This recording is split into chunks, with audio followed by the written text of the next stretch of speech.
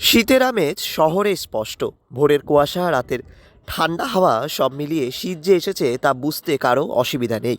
কিন্তু সেই শীতের সঙ্গে পাল্লা দিয়ে বাড়ছে না শীতবস্ত্রের চাহিদা। ফলে দোকান সাজিয়েও লাভের মুখ দেখছেন না শিলিগুড়ির বহু শীতবস্ত্র ব্যবসায়ী। একসময় শীত নামলেই পাহাড় থেকে বহু মানুষ ছুটে আসতেন সমতলের দিকে।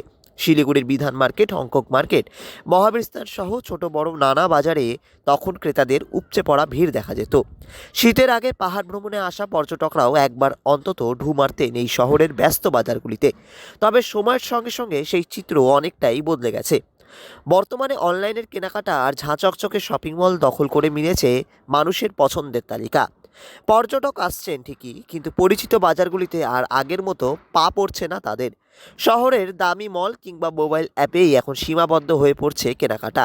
তার সরাসরি প্রভাব পড়ছে স্থানীয় ব্যবসায়ীদের ওপর। শিলিগুড়ির বিধান মার্কেটে প্রায় 25 বছর ধরে শীতবস্ত্রের দোকান করে আসছেন উৎপল পাল।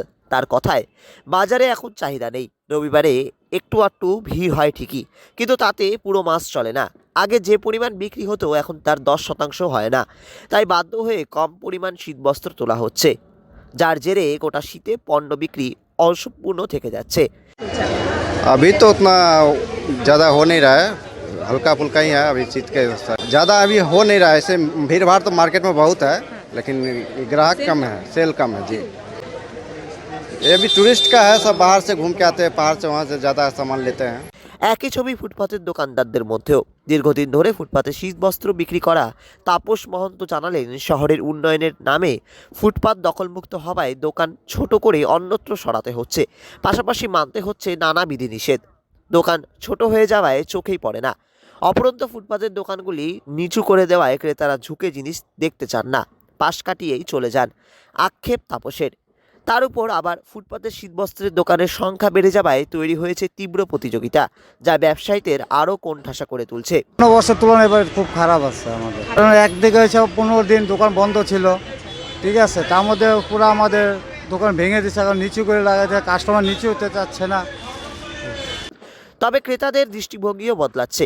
দার্জিলিং থেকে আসা বিনয় লেপচা জানান, সমতলে শীতবস্ত্রের দাম পাহাড়ের তুলনায় অনেকটাই কম।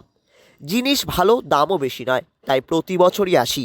কিন্তু দোকান এত বেশি যে বুঝে উঠতে সমস্যা হয়। 10টা দোকান ঘুরে শেষে এক জায়গা থেকে কিনতে হয়, বললেন তিনি।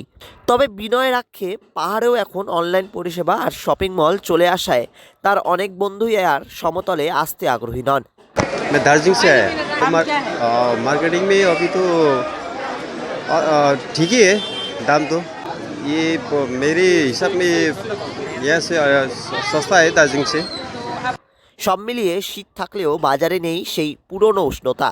বদলে যাওয়ার সময় প্রযুক্তি আর ভোক্তাদের অভ্যাসের চাপে ঢুকছে শিলিগুড়ির ঐতিহ্যবাহী শীতবস্ত্র বাজার। প্রশ্ন উঠছে, আগামী দিনে এই ছোট্ট ব্যবসায়ীরা কিভাবে টিকে থাকবেন। শিলিগুড়ি থেকে ঋত্বিক ভট্টাচার্যের রিপোর্ট, লোকাল 18 বাংলা।